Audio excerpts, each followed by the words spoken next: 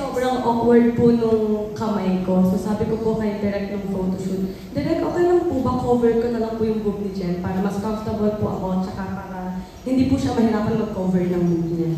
Hindi po.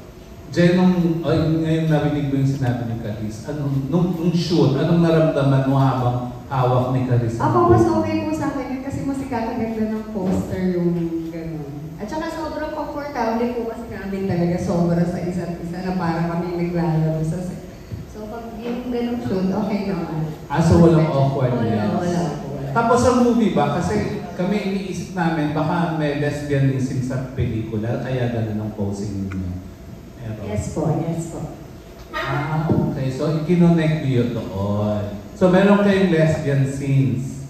Kayong dalawa din. Hindi po. Bali kami nilaw. Ni Aika Veloso. Yun. So, Jenna, hawak ko yung microphone. Ano naman ang naramdaman mo while doing the lesbian scene with Aika? Actually po, kinilabutan po talaga ako kasi girl to girl eh. First time? Hindi.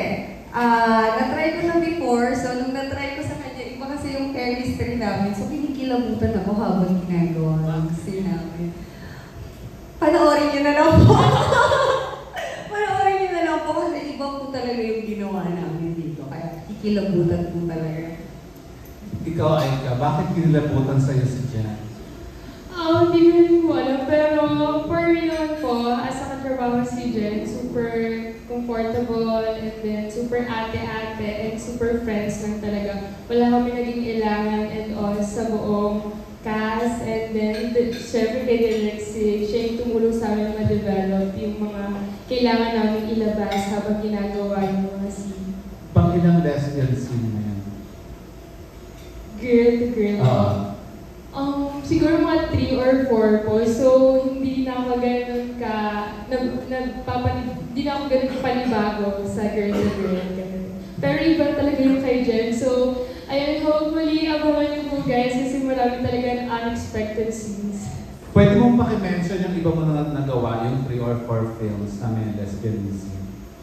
Yung with Ate AJ Raval and then kay Angelica Cervantes. Kaliwaan po. And yun, kaliwaan. Tapos bata pa si Isabel din po. Yun. Ano ba? L po. L. Jen, ikaw, ano yung nagawa mo na before? Ano po, Bisyo Araro. And yung latest ko po yung TL. Puro may lesbianism ba? Yung mga first, second movie ko po, actually, lagi po akong threesome. Threesome lagi. So, first ko, so sanay na rin ako sa girl to girl. Yung TL naman, wala akong threesome doon, walang girl to girl. Dito meron po.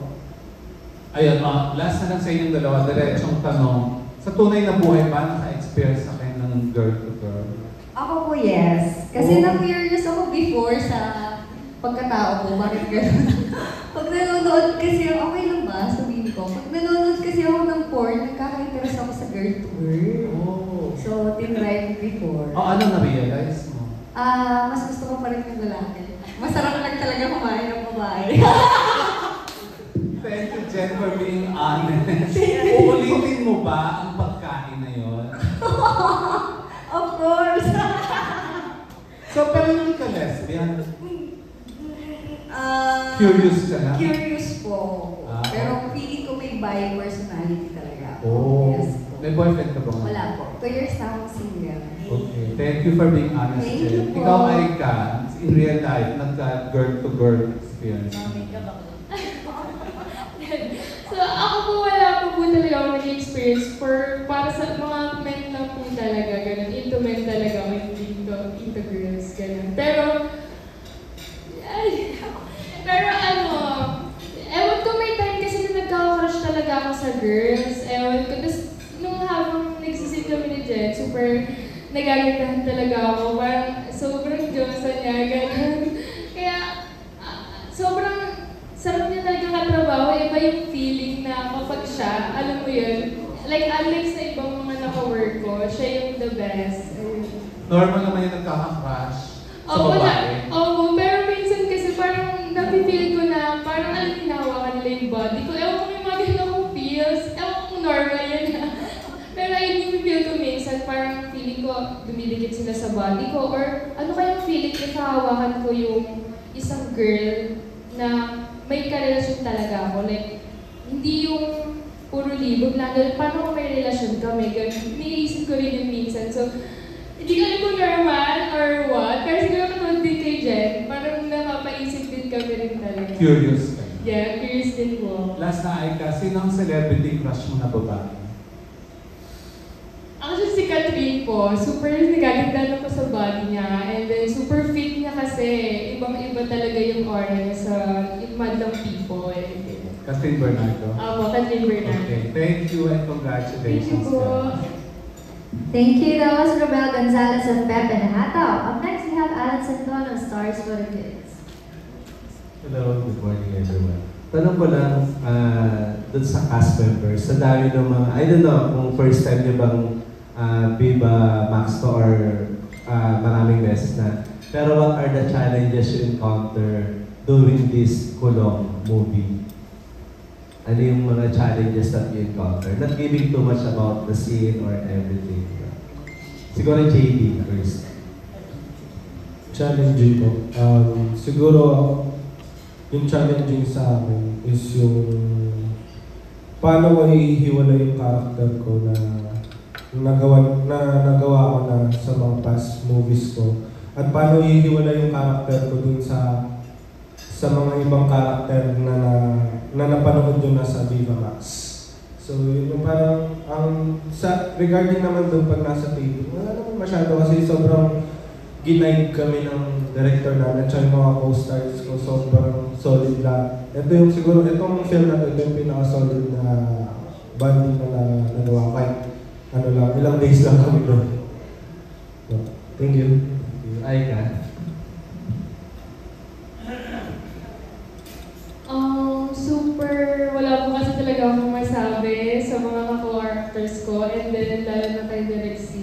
Super nagpapasalamat ako kay Boss Dick and sa lahat ng mga nag-cast sa amin kasi ewan ko, super gaan nila katrabaho Yung tipong parang kahit anong oras na kayo matapos sa shooting pero gusto ko pa rin makipag-usap sa kanila like deep talks, ganun. Iba yung bonding ng Kulong, iba talaga sa lahat ng napuntahan kong mga shootings and all. Thank you. Yeah. Ako naman, challenging part wala kasi lagi kong ina-enjoy yung work ko. Tsaka sobrang galing kasi ni Direk Sid. Parang tropa lang namin talaga siya as team. Kaya ayun, wala naman challenging part kasi magaling din yung pag-guide sa amin ng director. Tsaka yun nga, katulad din ang sinabi nila, sobrang gaan ng work, para kami hindi nagtatrabaho, para kami naglalaro actually. Kung makita nyo lang yung mga BTS namin, sobrang nakakatawa. Ayun po. Bago si Caris, tanong ko lang kayong dalawa kasi kayo yung merong girl-to-girl scene dito. Ano yung mas mahirap or mas madali? Yung maka-eksena yung lalaki or maka-eksena yung kapwa babae? Mas mahirap sa inyo? Mas madali? Actually po, medyo hindi naman po ako masyadong nahirapan kasi yung role ko po, sobrang lapit niya po sa personality ko in real life. So, sobrang na-enjoy ko lang po siya. And when it comes naman po sa katrabaho na lalaki at babae, parehas naman po, si JT naman po at saka yung other cast po na lalaki. Sobrang gentle po nila and kinakausap po nila kung ano yung restrictions ko, kung ano po yung bawal, ganyan. So, na-enjoy ko lang din po talaga yung trabaho ko. So, wala pong ilangan. Yun. Si Jen sa kasi at AI. Ako mas comfortable ako po babae talaga yung work ko. Talaga mas comfortable sa akin. Kasi lalaki, titignan ko muna kung okay kami sa kiss. Yung girl, ang sarap kumis kasi yung girl. So, mas comfortable talaga ako sa babae. Para sa akin. Pero sure ka naman sa iyong sexuality? Yes. Now, for now, yes. Okay, ay ka. Ako rin po, para sa akin, mas nadadalian ako sa girls kasi alam nila yung mood, alam nila yung mga galaw, and then, as a girl, parang comfortable talaga kasi super dami kong girls na friends, and then sa mga guys naman, bilang rin, and then may time kasi na parang may mga friends ko kasi na lalaki, parang may na-off limits sila sa mga bonding namin. So, pero okay naman si JD and lahat ng mga kasama namin. Pero yun, sa girls talaga ako mas komportable and then mas nai-enjoy ko yung trabaho ko kapag girls to girls talaga. Thank you. Tanong ko lang kay Direk. Kasi nung hindi pa pinapakita yung trailer, ang mindset namin, nasa kulungan yung mga scene. Yeah. Yung pala, this is a barkada movie na parang gusto mag-explore. Saan nagsimula yung storya nito? And I don't know kung related ba to your own experience to, kung bakit nagawa. Paano nagsimula yung storya ng kulong? Actually, tinit siya sa akin ng Viva. Yung kulong for VMX experience. Nung una, nung chinek ko siya, parang ano na siya, wala pa nga siyang girl to girl nung pinit siya sa akin. So, sabi ko, sige go, gawin natin. And then, doon na nagsimula na yung mga creative process, syempre yung mga experiences, pinasok ko na rin doon sa loob ng film. Well, yun, yung kulong na concept is creatives talaga. And then, pinalabit ko lang siya. No? So, parang inano ko na, yung kulong, isa siyang, kung anihin natin, parang bigat-bigat niya kulong no? Pero hindi, isa siyang heartfelt drama. Sobrang light lang niya, kung totoo sense about friendship, na parang kulong, meaning, kabaliktaran siya ng pelikulang ito. Kulong is pagpapalaya. Okay? Itong pelikulang ito is about pagpapalaya sa sarili, sa sexualidad, at sa mga kagustuhan ng isang mga kagaya ng karakter nila, Carice, Jen, at Aika. Yun yung kulong. Bakit hindi na lang laya kaysa kulong? Ewan ko sa creatives. Na-joke lang. Ayun. Hindi, parang ano ko rin kasi nagkulong sila sa isang lugar. Ayun. At doon sila lumaya. Yeah. Direct, before I end up, the last question ko sa'yo. Please tell us something on yung background mo before ka. Is this your first Viva Max ba? Or parang may mga ibang mga films ka na nagawa aside from this? Hindi. Pangatlong Viva Max film ko na to. Ako yung director. So, I've been in X kay Yen Durano. Isa ako sa director nun. And nakagawa na rin ako ng full length, yung Hibang, kay Rica Gonzalez and Sahara Bernales. And before pa nun, before ako mag-direct, nag-AD ako, assistant director and production designer ako ng iba-ibang director, kagaya nila Direk Roman. Ayan, kay Direk Roman talaga ako nag-start ever since, parang 5 years na ako nag-work sa kanya. Siya rin yung nagbigay sa akin ng opportunity to pitch a concept sa Viva. So yun, nag-AD ako sa kanila, kay Direk Roman, Direk Christian Paulolat, Direk Bobby, ayan, and Direk Ayer, yun, marami pa. So yun, naging assistant director ako hanggang sa nabigyan ako ng opportunity for this one. Thank you everyone. Congratulations. Thank you po, thank you. Thank you. Thank you, that was Alan Sancon of Stars Photo Vids.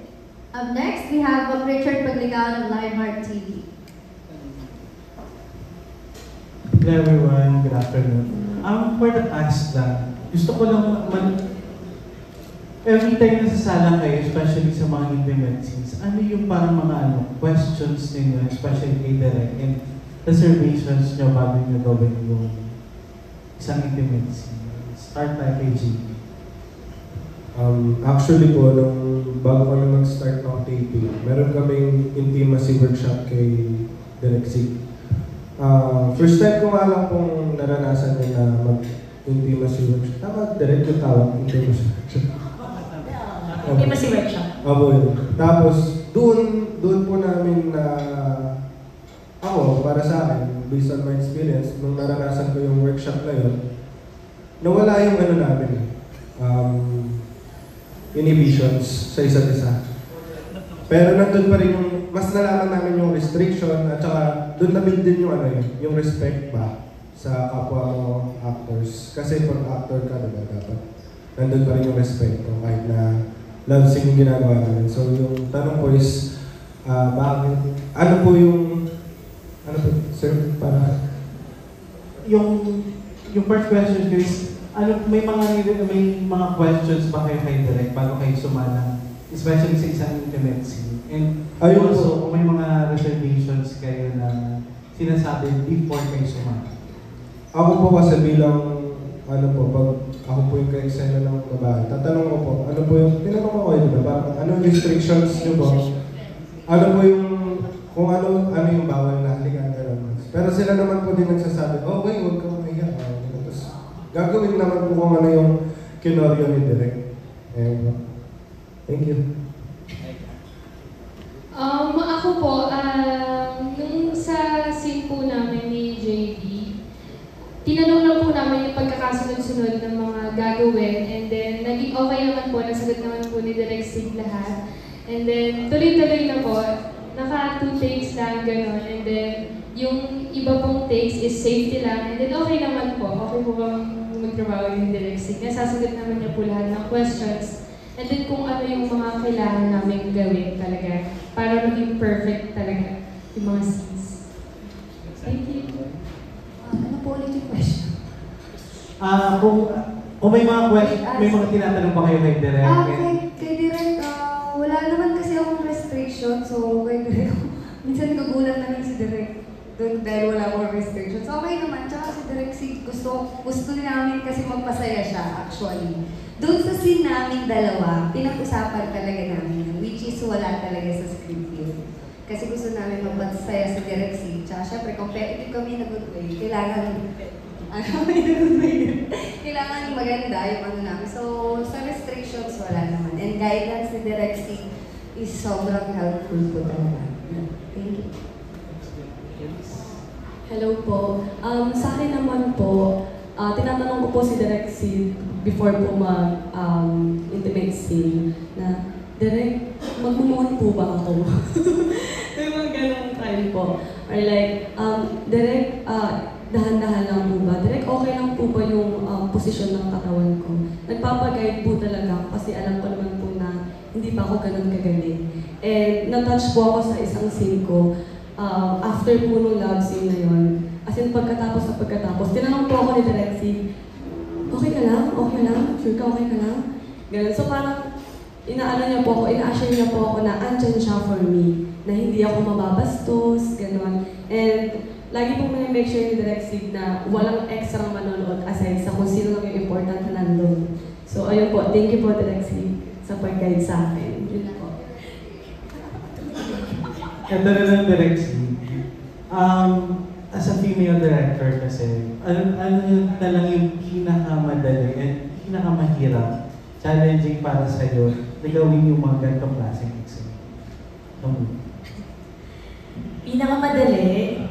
Yun, yung sexy. Kasi yung malibog ako eh. Ito talaga, parang first press con ko. Ito yung kinukwento ko na meron talagang lalaking nagsabi sa akin na pag ang babae daw, pag nag-direct daw isang babae, visually, and storytelling sa sex scenes, wala daw kalibog-libog. Ito ba yung nagsabi sa akin ganun? Parang, ganun ba? Sige na nga, pakitaan ko kayo. Hindi kasi may lang, parang pag babae, hindi nyo kaya ganyan, hindi kaya ganyan. Yun, yung pinakamadali sa akin is ipakita kung ano talagang totoong sex.